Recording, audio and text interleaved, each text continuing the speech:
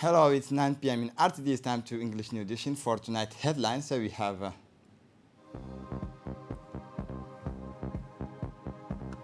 the EMP candidates consultation meeting.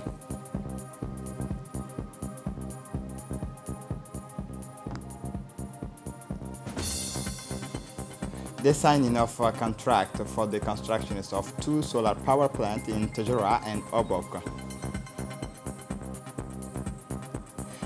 And for the international scene, Vladimir Putin launches a military operation in Ukraine.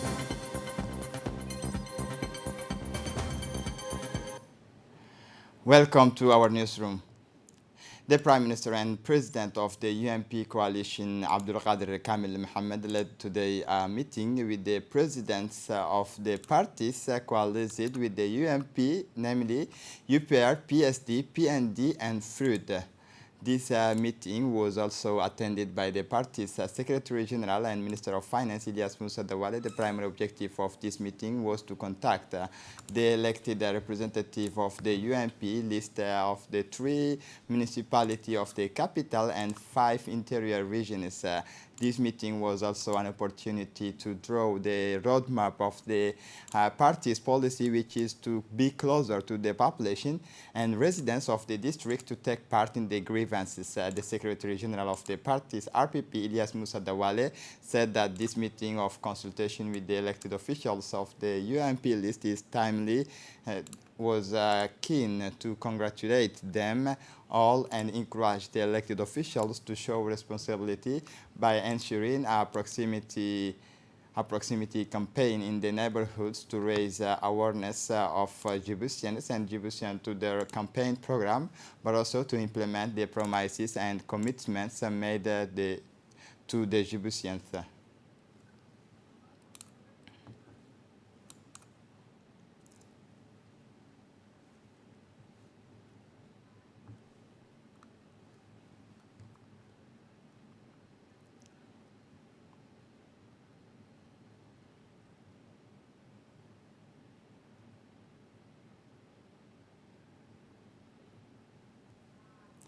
Speaking also, the Prime Minister Abdulqadir Kamil Mohammed took the opportunity to reframe the elected list in UMP as a whole. The Prime Minister recalled that it is the responsibility of each of everyone to meet the challenges that oppose them door to door so that voters can give you their confidence during the campaign. We will work together so that the UMP can win these elections.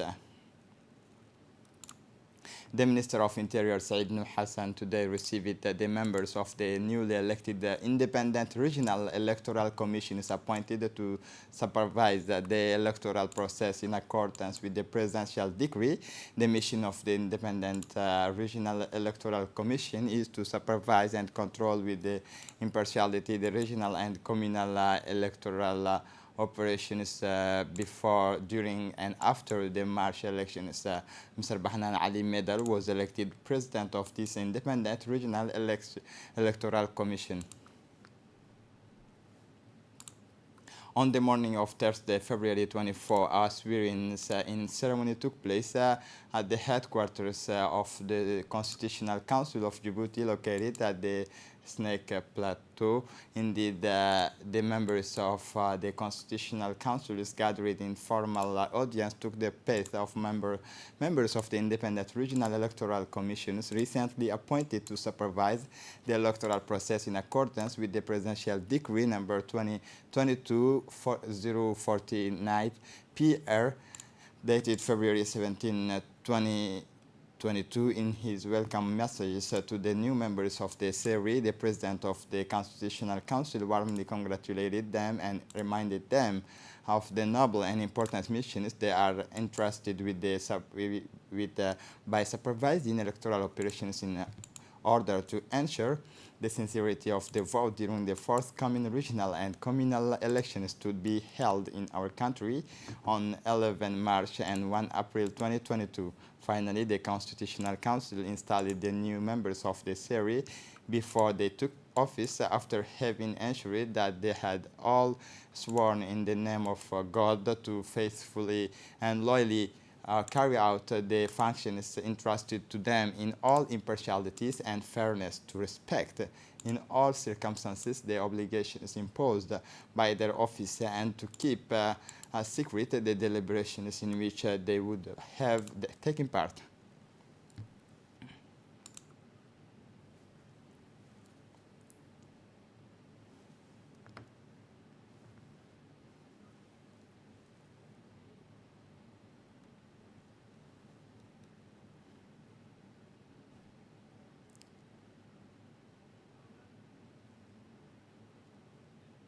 As part of its regulatory missions, the CNC, the National Commissions of Communication, held an important working meeting in its offices in which all the public audiovisual, digital and print media participated, as well as the representative of the listed competing in the regional and local elections of 11 March.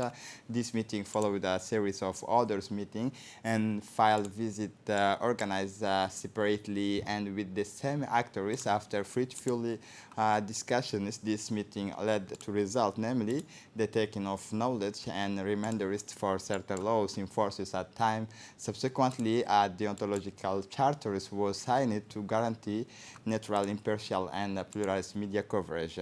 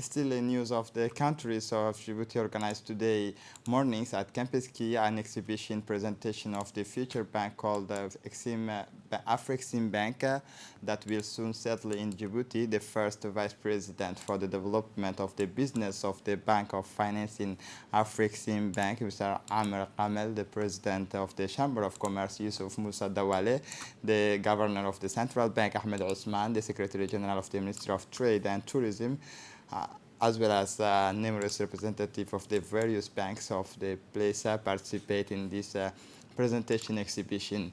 The first vice president of the Bank of Business Development of the Bank of Financing Afrexim Bank to promote these institutions which he represents and which finances the development of intra-African trade from import to export.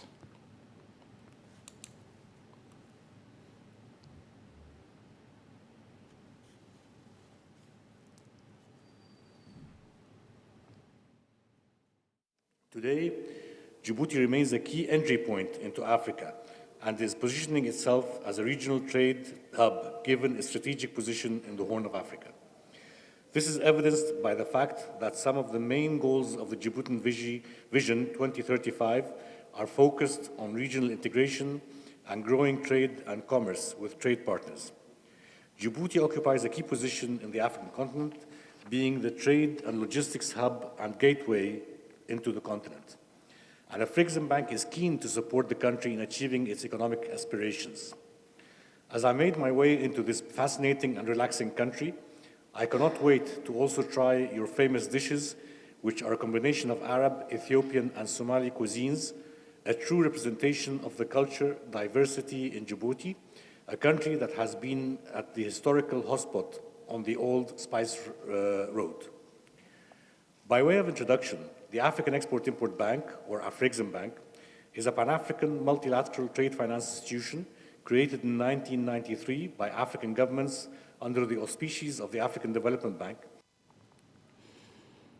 The president of the Chamber of Commerce, Yusuf Musa Dawale, to climb to the podiums to rejoice that the aforementioned bank can be installed in our country, strategically well located and endowed with part infrastructures and free zones which serve as a regional hub. While the country is now focusing mainly on geothermal energy to initiate its energy transition, Djibouti is not forgetting its immense solar potential. In this context, the Director General of EDD, Jama Ali Gele, signed yesterday a contract for the construction of the two solar power plants in Tajura and Obok, with the Ausar Energy represented by the President, Mr. Frank Tannery. The objective is to reduce the consumption of the fuel in these two power plants to sustain access to energy for people in Tajura and Obok, and also to reduce the environmental footprint of less pollution through solar energy. The president of the Ausar Energy, Frank Tannery, was delighted with the signing of the contract for the construction of the solar power plant. The General Directors of EDD, Jama Ali Gele, recalled that these contract signatures will perpetuate the access to energy of the populations of the North. The design and construction of an Ethiopian community school was held in Djibouti today, February 24, 2022. Ambassador Tesfaye Yilma, permanent representative of Ethiopia to the African Union and United Nations Economic Commissions for Africa, His Excellency Abdi Shahida, the prefect of the Nagad region, the president of the Dire Dawa and Djibouti University, senior Djibouti officials, diplomats, and staff of the Ethiopian embassies, members of the Constructionist Resources Coordination Committee, Ethiopians residing in the countries, and guests were present. The completion of the community school of the 4 hectares of land provided by the government of Djibouti will not only allow Ethiopian parents living in Djibouti to teach their children in the curriculums, languages, and education systems of their country, but will also strengthen the relationship between the government and people of the two countries.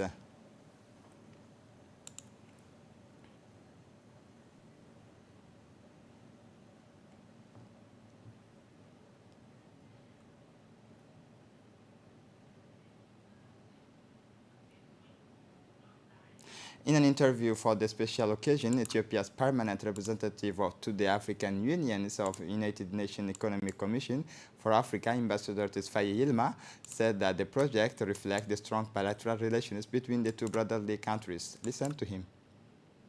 A community school project, basically for Ethiopian community children, but it's not just confined to the Ethiopian community children only. It also enrolls children from the international community and from Djibouti. So this is going to be a big cultural center as well. It's not just educational center. It's widespread. Yeah, that's so. It's important. Both the government of Ethiopia and the government of Djibouti are supporting it. The ambassador is fully involved in this project. The University of Dire Dawa is working on the design, and the University of Djibouti is also involved.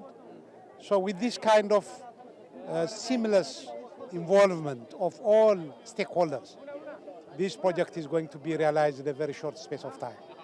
And that's a big monument for the special relationship between the people of Djibouti and the people of Ethiopia. So that's how I see the project. It's just how it shows how strong the relations are between Djibouti and Ethiopia. Oh, that's there is no question about that. In the framework of promotion and protection of human rights, the National Union of the Women of Djibouti, in collaboration with the UNICEF and the European Union, organized an awareness raising for young people, women, and men of the neighborhood. 5. The representative of the UNFD, the management committee of this district, the youth, women, and men of the district were present. Indeed, the objective of this meeting was to sensitize the management committee of their neighborhood, of these neighborhoods, and the population on the protections of child and their rights.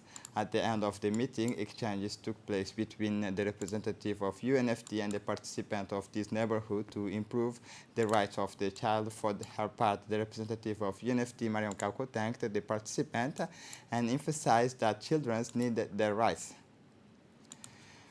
As part of the promotion and protection of the human rights, the National Union of Djiboutian Women, in collaboration with the UNICEF and the European Union, organized an awareness-raising sessions for the youth, women, and men of this district 6.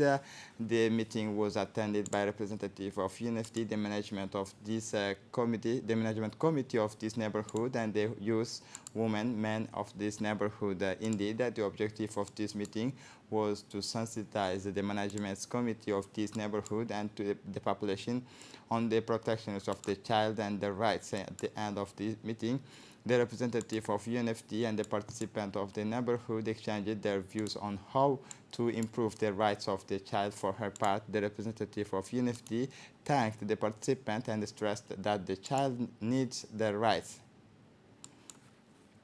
In the framework of the management of refugee in the country, the Ministry of Interior organizes through the national offices of assistance to refugee and disaster and national dialogue on the management of refugees from February 23 to 24 in Tajura City.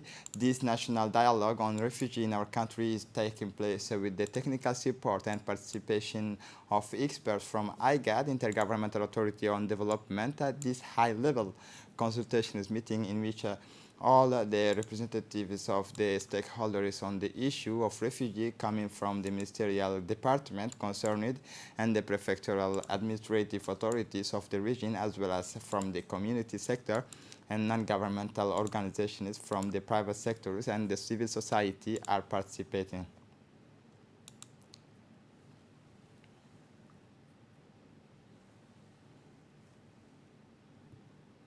For her part, the director of IGAD, Fathiya Alwan Abu Bakr, has indicated for her part objectives. The objectives of this important consultation meeting are multiple and are aimed at improving the care and adequate support for refugees in our country.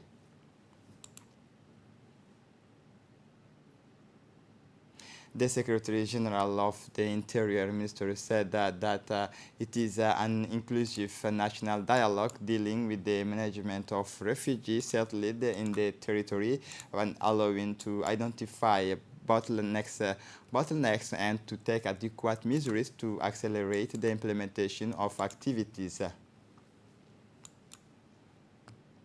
As part of the preparations of the polio vaccinations campaign, which will start on February and 27 February, the Ministry of Health held a training sessions for 200 agents and community mobilizers from the 3 municipalities of the capital, organized at the People's Palace. This training sessions on communication techniques aims to equip these community relays in order to obtain massive support from the population for the polio vaccinations. It should be recalled that this anti-polio vaccination campaign will take place in 2 phases and will target all children under the age of 5 throughout the countries. Our country has been polio-free from 2 decades and periodically conduct vaccination campaign to maintain this achievement and at all costs and enable Djibouti's children to flourish in a healthy environment. The Ministry of Health, in collaboration with the Islamic Development Bank and the Islamic Solidarity Fund for Development, continues its free surgery campaign in the south of the country. After the regions of Al Sabih, the caravan stayed from 20 to 26 February in the regions of Dekhil, installed in the medical surgical centers of Dekhil, the ophthalmology teams of the national program to fight blindness began surgical activities upon their arrival. Dr. Isa Abdi Boghore and his team operated on more than 115 cataract patients to the great relief of the beneficiaries. The authorities of the region did not fail to thank the Ministry of Health and its partners in the fight against blindness.